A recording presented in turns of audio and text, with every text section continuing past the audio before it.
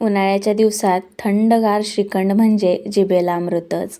मऊ, सुगंधी आणि थंडगार असं श्रीखंड जिभेवर विरघळताच मनाला किती आनंद होतो ना. आणि त्यात घरी बनवलेलं श्रीखंड म्हणाल तर पोट भरेल पण मन काही भरणार नाही. एवढं चविष्ट असं श्रीखंड आपण घरच्या घरीच खरंच बनवू शकतो आणि एकदम सोप्या पद्धतीने. नमस्कार मंडळी, मी रोहिणी आणि फूडी रोहिणीमध्ये तुमचं मनापासून स्वागत आहे. तर आज आपण घरच्या घरीच क्रीमी मलाईदार असं श्रीखंड बनवणार आहोत. तर त्यासाठी इथे मी दही घेतलेलं आहे. हे जे दही आहे ना ते अगदी घट्ट आणि ताजे आहे बरं का. आणि जास्त काहीसा आंबट नाही आहे, हलके आंबट आहे. त्यामुळे हे जे श्रीखंडची चव आहे ना ते खूप छान लागते.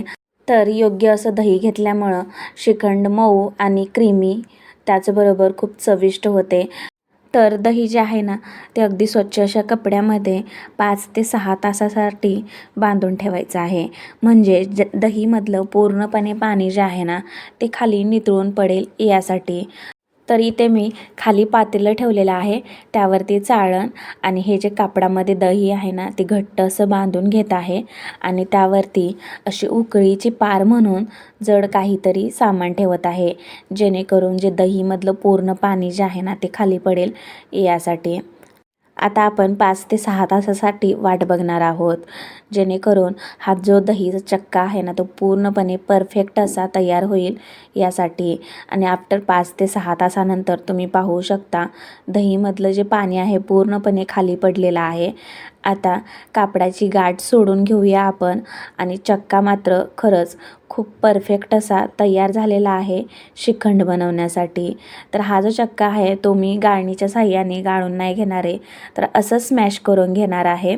तर त्यासाठी पातेल्यामध्ये काढलेला आहे आणि यामध्ये टाकणार आहे चवीपुरती साखर. सोबतच यामध्ये मी टाकणार आहे फ्लेवरसाठी म्हणून विलायची पावडर आणि त्याचबरोबर पिस्ता आणि बदामचे कापसुद्धा यामध्ये टाकणार आहे.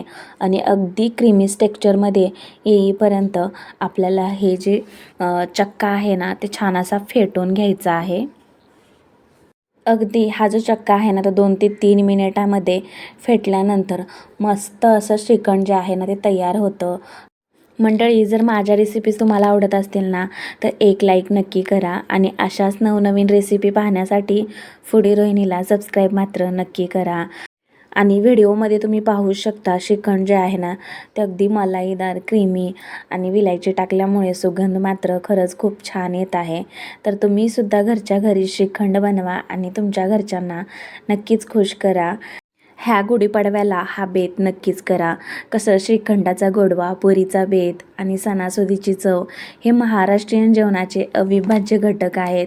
तर ह्या गुढीपाडव्याच्या दिवशी हे श्रीखंड मात्र नक्कीच बनवून पहा. एकदम परफेक्ट असं श्रीखंड घरच्या घरी बनवू शकतो. तर श्रीखंड झाल्यानंतर 1 ते 2 तासासाठी फ्रीजमध्ये ठेवा आणि नंतर सर्व करा. हे श्रीखंडची रेसिपी तुम्हाला कशी वाटली मला नक्की कमेंट्स करून सांगा. आणि हे जे श्रीखंड आहे ना तुम्हीसुद्धा घरी नक्की बनवून पहा. एका बाउलमध्ये काढलेलं आहे श्रीखंड आणि त्यावरतून पिस्त्याचे काप तसेच बदामचे काप टाकलेले आहेत. आणि मंडळी, दिसतंय ना कमाल. खरंच एवढं क्रीमी स्ट्रक्चरमध्ये हे श्रीखंड झालं होतं ना, खरंच मला तर विश्वासच बसत नाही आहे की हे घरी बनवलेलं श्रीखंड होतं म्हणून. आणि चवीला तर खरंच एकदम भन्नाट लागत होतं. तर ही रेसिपी तुम्ही नक्की ट्राय करा. आवडल्यास एक लाईक नक्की करून जा. धन्यवाद.